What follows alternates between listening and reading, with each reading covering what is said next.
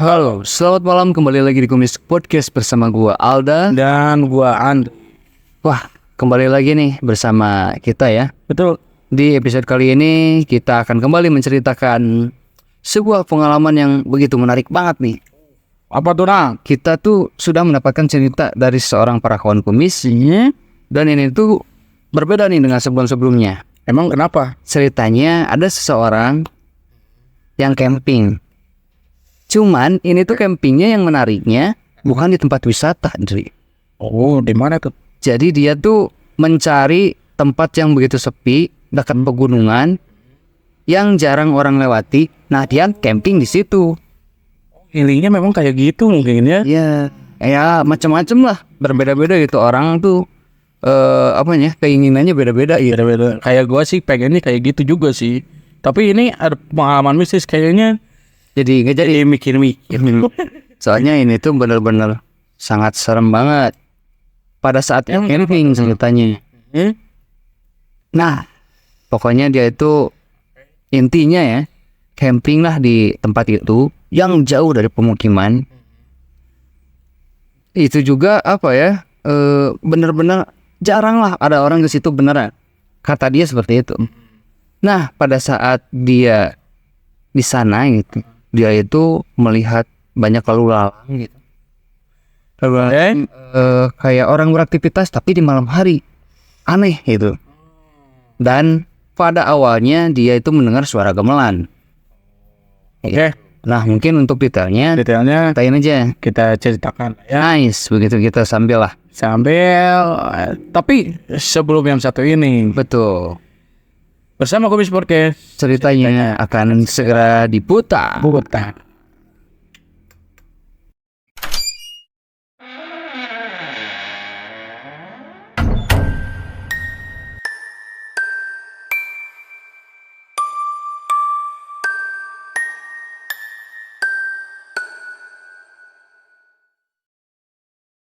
Oke, nah, jadi di sini tuh mengirimi pengalaman mistisnya itu yang bernama Kang Guru. Kang siapa dong? Kang Usep. Kang Usep. Kang Usep ini tuh berapa orang sih campingnya sebenarnya? Dia ini camping bersama 2 orang temennya. Berarti totalnya bertiga. Pinter banget.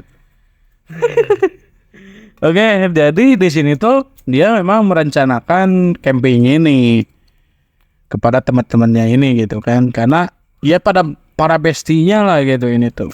Rencana dari sebelum-sebelumnya gitu. Yang baru terjadi. Karena tuh udah biasa lah. Biasanya jadinya dadakan. Nah, di sini tuh akhirnya jadilah mereka ini camping. Cuman campingnya tuh memang mereka nggak mau di tempat-tempat wisata, nggak mau, ya pokoknya nggak mau ada keramaian orang ya gitu. Nyari tempat sesepi mungkin gitu. Jauh dari pemukiman. Ini tuh di bawah gunung juga ya. Di bawah gunung juga. Dan ke pemukiman tuh ke bawah ya agak jauh juga lah gitu. Berapa kilo lah ya. Ya nggak disebut puncak juga karena memang dia nggak berniat buat puncak juga, nggak kuat lah untuk ke gunung gitu. Jadi dia ini ya udah camping di sekitar situ gitu. Nah, belum diomongin ya namanya. Udah ya, Kang Usep ya.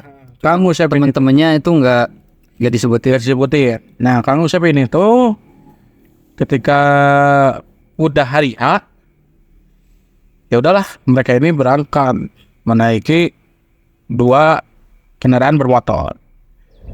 Nah, temannya berdua dan Kang Usep ini tuh sendiri. Tapi katanya motornya nggak bisa masuk ke daerah sana ya. Jadi disimpan dari pemukiman yang begitu jauh. Dari pemukiman dia jalan. Nah, di sini dia ini menitipkan motornya ke salah satu rumah warga lah gitu. Ya memang warga sekitar situ juga agak aneh kok ada yang mau camping di daerah sini gitu. Ya agak heran bukan tempat wisata. Bukan tempat wisata. Dan ini nih katanya dari awal mula cerita ini terjadi, dia itu dipesankan atau diamanatkan nih oleh salah satu nenek-nenek sebelum berangkat nih. Jadi dia tuh bertemu dulu berpapasan dengan nenek-nenek yang berjalan dari arah sana gitu, dari arah mereka yang mau campingnya. Tiba-tiba nenek itu tuh bilang gitu, Kade Jang ulah nonya Ulah dedengen. nah gitu. Nah kalau Indonesianya tuh apa ya? Jangan apa ya, sedengar-dengarnya lah, udah pokoknya hirauin aja kalau mau dengar apa-apa gitu lah intinya. Tetap berdoa aja Dan tetap hati-hati lah gitu.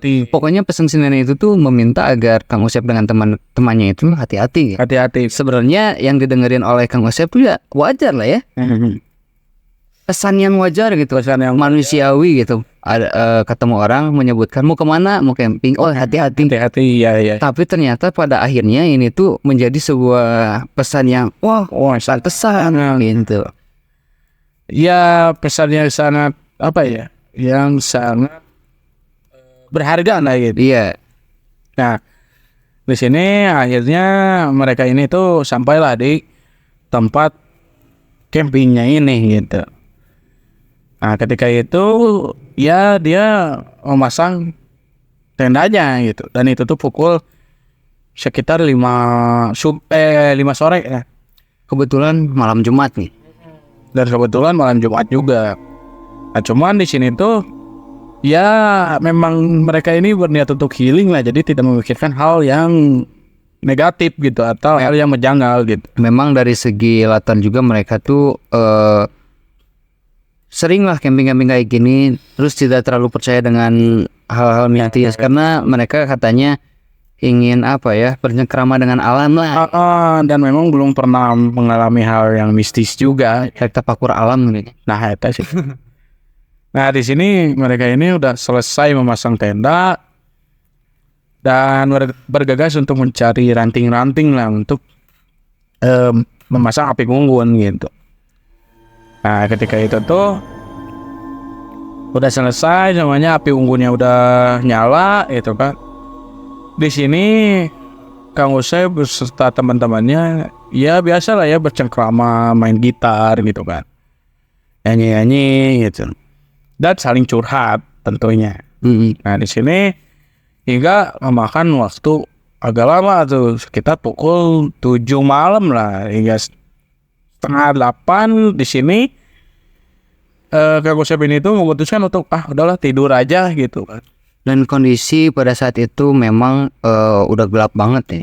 Cuman disoroti sama inilah lampu bulan Jadi lampu sama bulan gitu. sama cahaya bulan.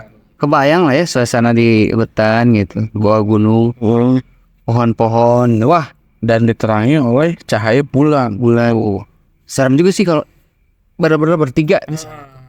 Nah di sini ya udahlah memutuskan untuk tidur gitu kan. Nah Kang Usep ini itu beserta teman-temannya juga ya udah ikut tidur gitu. Ketika tidur di sini Kang Usep kebangun lah, dan dia ini mendengar kayak suara gamelan. Kang Usep doang. Dan itu tuh dia langsung bangun. Seketika dia bangun dan apa yang memperjelas pendengarannya gitu. Apakah salah dengar gitu kan? Ketika dia ngedengerin, dan itu tuh suara gamelannya semakin terdengar sangat jelas. Nah di sini dia mencoba untuk membangunkan temannya gitu kan. Nah, cuma teman-temannya ya pada pulas lah gitu. Susah lah ya. Susah untuk dibangunkan. Padahal untuk ini ya, ngebangunin tuh untuk memastikan ya. Coba dengerin bener nggak sih gitu. Nah, cuman di sini tuh Kang Usep agak tertarik untuk keluar karena dia ini mendengar suara orang-orang jalan kaki lah gitu. Di sini dia tidak merasa takut, langsung dia membuka tendanya gitu untuk berniat keluar. Dan ketika ia lihat, terdapat banyak orang-orang yang lalu lalang lah di situ tuh. Yang beraktivitas. Dia beraktivitas. Aneh juga di sini tuh dia apa ya? jadi rame nih gitu kan pas awalnya waktu maghrib, malahan sore juga udah sepi gitu. Cuma nih keberanian Kang Usep yang gue salutin di sini, dia tuh sebenarnya udah menyangka ini tuh kejanggalan ya. Tapi di sini dia tuh malah melihat suasananya gitu. Kayak ya memang sih agak merinding gitu. Cuman dia tidak terlalu fokus ke hal mistisnya. Betul, karena ini tuh Kang Usep melihat jam dari HP-nya. Nah, ketika dia lihat, oh masih jam 8 gitu. Ternyata dia ini ya tidurnya baru sekitar Sebentar lah. 30 menitan gitu kan. Cuman yang anehnya memang dia lihat tuh ada ya orang yang lalu lalang beraktivitas kerja tuh ada yang kayak bawa sayuran. Terus dari pakaiannya pada jadul-jadul. Pada jadul-jadul. Nah, di sini dia ya udahlah bergegas untuk mencari suara dari suara gamelan itu karena memang dia lihat masih jam 8 ini gitu kan. Mungkin memang ada tradisi gitu yang dilaksanakan malam hari gitu. Dia mencari dan mengikuti salah satu orang lah yang sedang jalan dan itu tuh kayak ke arah suara dari gamelan itu. Nah, ketika dia mengikuti salah satu seseorang itu, di sini tuh dia agak terhenti jalannya karena seseorang itu tuh kayak yang diikutin lah dan menengok ke arah belakang, menengok ke Mas Usep ini, Kang Usep ini. Dan ketika dia nengok, seseorang ini tuh bapak-bapak dan raut mukanya tuh kayak yang nyapa lah, senyum gitu, Senyum tipis gitu ya. senyum tipis, kayak yang apa ya, kayak yang mengajak gitu, ayo gitu, ya nggak apa-apa ikutin aja gitu, kayak yang gitu. Nah ini ya gue salut tuh keberanian Kang Usep ini. Dia tidak merasa apa ya gitu. Cuman ya benar aja diikutin. Nah di sini dia ya udahlah, karena di hatinya tuh kayak yang ya bapak-bapak itu ngajak gua gitu, ya udah jadi diikutin. Nah ketika diikutin, suara dari gamelan itu tuh makin keras. Dan hingga akhirnya dia ini tuh melihat ada gapura. Nah ada gapura gitu, dan dia lewati, ternyata itu tuh banyak orang-orang yang sedang pesta pora gitulah. Cuman pestanya tuh kayak yang tradisi tradisi adat Sunda lah gitu. Ada yang menari katanya. Nah, ada menari, ada yang Jaipong lah. ada yang juga main gamelan, mainin gamelan. Nah di sini dia, wah ini agak ramai juga gitu kan. Dan akhirnya di sini tuh dia disamperi atau dihampiri oleh dua orang cewek. Dan cewek itu tuh ya cantik banget gitu, dengan setelan yang pakai kebaya. Etnik ya. Etnik banget gitu. Siapa yang gak mau lah.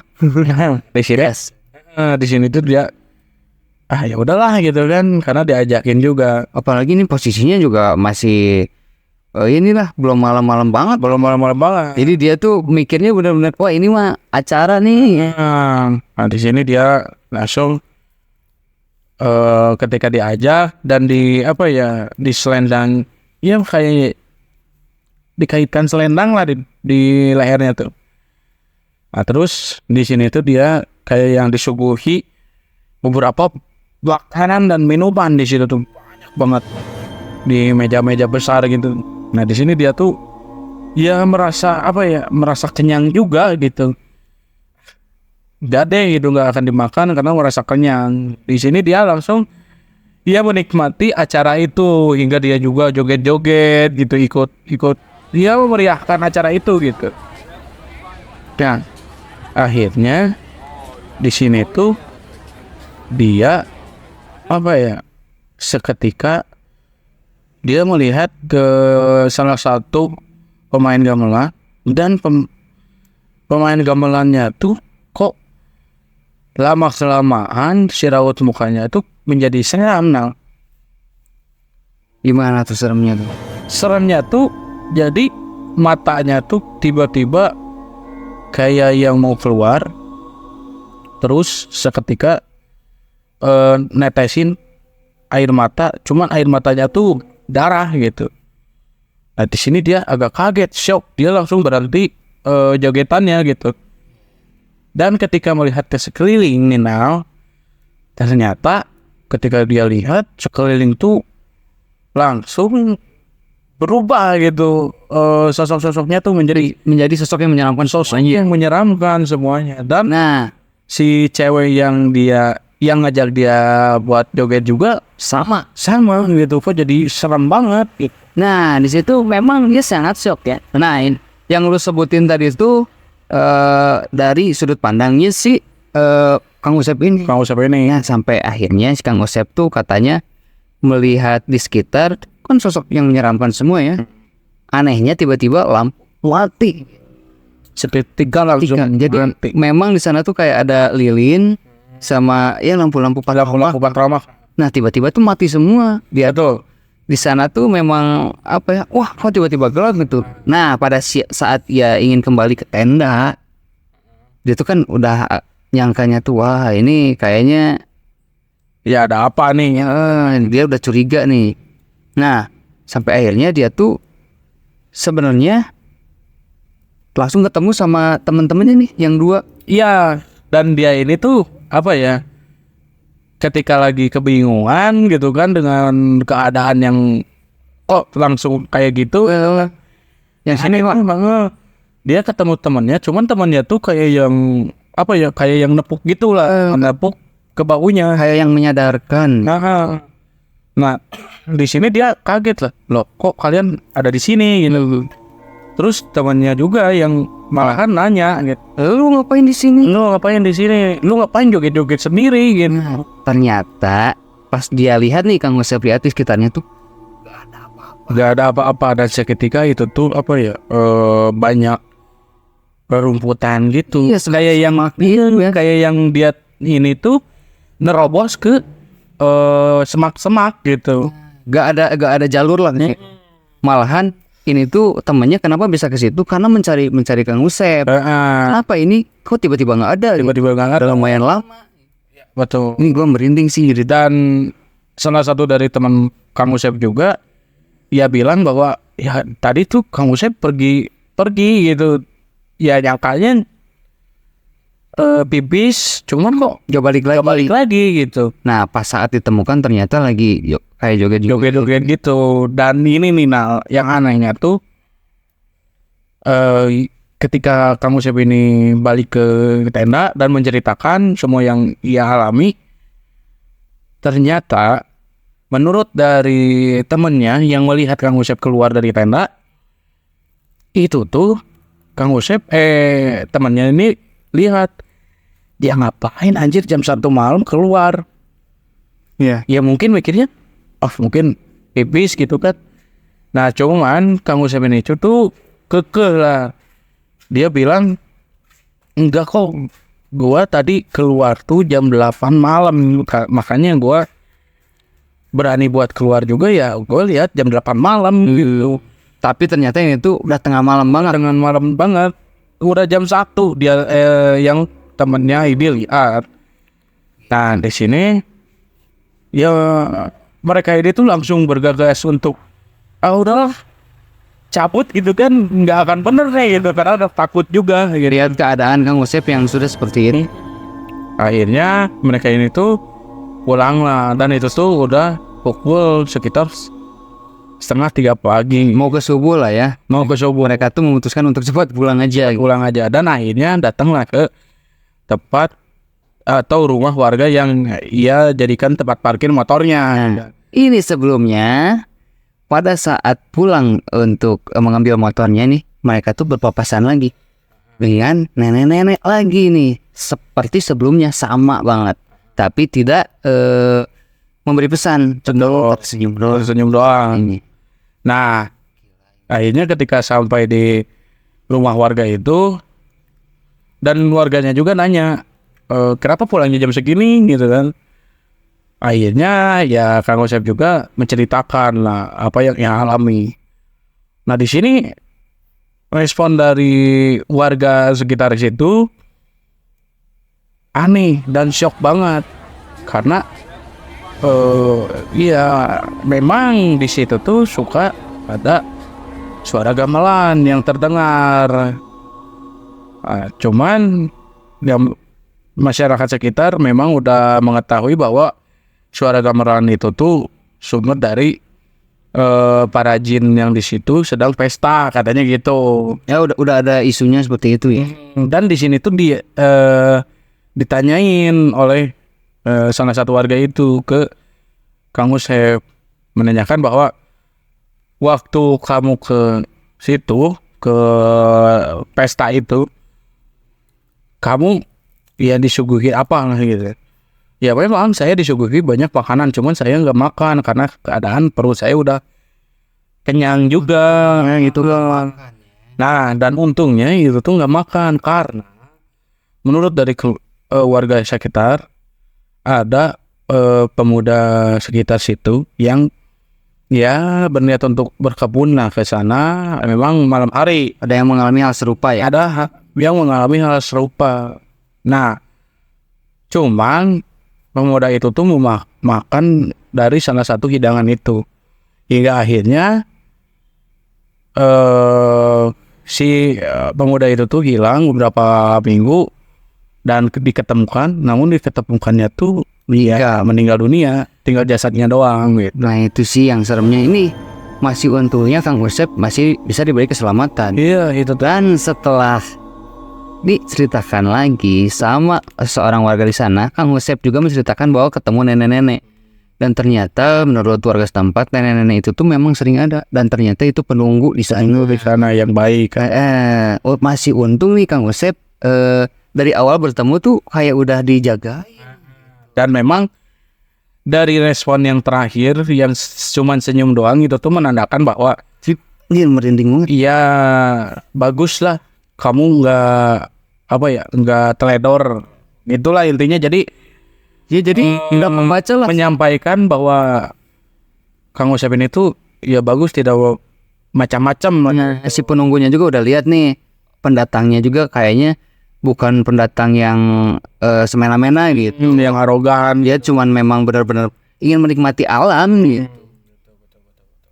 Ya itulah cerita dari Kang Usep. Wah ini bikin merinding bener gua, ceritanya sampai kebayang banget. Bayang banget sih gua juga. Sebenarnya ini tuh sama ya, kalau dilihat dari film tuh kayak adalah di beberapa scene di KKN Desa Penari. Cuman bedanya ya apa ya? Yang mengalaminya tuh kan mengambil salah satu hidangan ya. Kalau di Desa KKN Penari gitu. Kalau itu sih kepala monyet. Nah kalau ini tuh nggak tahu ya sebenarnya apa. Cuman ya sama gitu, ada pesta tradisi di sana tuh, ada yang menari juga, cuman ada tuh Sunda ini. Iya, adatnya Sunda. Ternyata memang ya gua banyak dengar juga nih kayak di gunung Pasar Setan gitu kan. Ada Sama rata-rata ceritanya seperti ini. Berarti bisa disimpulkan yang mereka rasakan ya sama mungkin ya. Iya, dan bisa disimpulkan juga bahwa memang terdapat ada apa ya, dunia gaib gitu ya. Ya iya sih, sebagian orang merasakan lah gitu. Tapi kebanyakan tuh kan di gunung bener ya. Ada Pasar Setan, terus orang-orangnya pada jadul gitu. Nah itu tuh kita. Cuman ini persisnya tuh diajak ke salah satu pesta. Dan yang anehnya dia menyangka ini tuh jam 9 malam, ternyata itu tengah malam banget. Jam 8 malam. Padahal yang dilihat dua temennya ini tuh sama sekali tidak ada apa-apa. Iya, dan itu sih yang ia lihat ada gapura juga nggak ada apa-apa. Yang ternyata dia ini menerobos ke semak-semak gitu. kayak terhipnotis atau kesusupan menurutnya. Bisa jadi kayak gitu, dan atau bisa juga dia masuk ke alam lain lah ya. Nah, ke dimensi lain. Mungkin seperti itu ya. Tidak ada yang tahu sih sebenarnya apa yang terjadi gitu. Nah, buat kalian kawan kumis bisa mungkin apa ya, ambil atau petik dari hikmah dari cerita ini lah. Ya betul. Ya banyak pesan lah di sini ya. Selalu berhati-hati kalau misalkan memuncak ke gunung atau camping ke daerah orang gitu. Lebih baik apa ya, berdoa lah gitu, menjaga diri gitu. Kan kita tidak tahu apa yang akan terjadi gitu. Selain kecelakaan, ya ada hal mistis mungkin. Tapi buat kalian yang pernah atau mengalami cerita yang serupa atau cerita yang berbeda juga, boleh dikirimin atau berbagi ke Kumis Podcast ya. Nanti kita ceritakan. Betul. Gitu. Ada pesan-pesan dari lu? Udah sih kayaknya gitu doang lah ya. Oh iya, makasih ini buat Kang Usep udah Itu tuh berbagi ya ceritanya. Udah mau berbagi. Sangat hormat sekali dari kami udah mengirimkan ceritanya. Betul. Salah satu support lah untuk Nice, betul. Dan tidak lupa juga saya berterima kasih kepada sang juara. yang udah menemani kita Betul. selama siaran lah. Nice, itu banget. Oke, mungkin segitu aja ya, Ini juara banget. Iya, pasti juara nggak juara. Kaiji. Buat Kang Usep sehat selalu. Untuk teman-temannya juga salam. Tidak lupa untuk keluarga di rumahnya juga. Nice, betul banget. Mungkin segitu aja kita tutup. Kita tutup. Oke, mungkin kami Kumis Podcast undur diri. Saya Andri. Saya Aldat. Tunggu kami di episode Berikutnya.